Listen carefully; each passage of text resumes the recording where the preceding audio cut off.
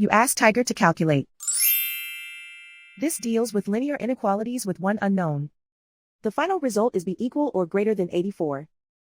Let's solve it step by step. Swap sides.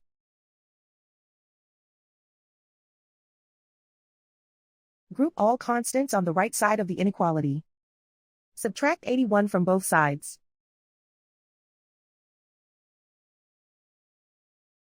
Group like terms.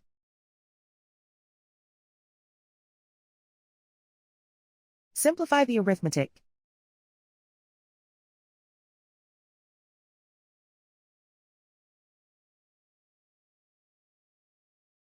Convert the b into a positive number. Multiply both sides by -1. Whenever you multiply or divide by a negative, reverse the inequality sign.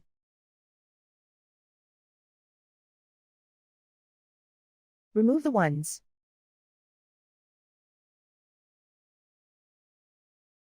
Simplify the arithmetic.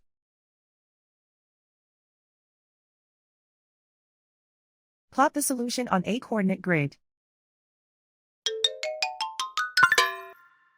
And so the final result is be equal or greater than 84.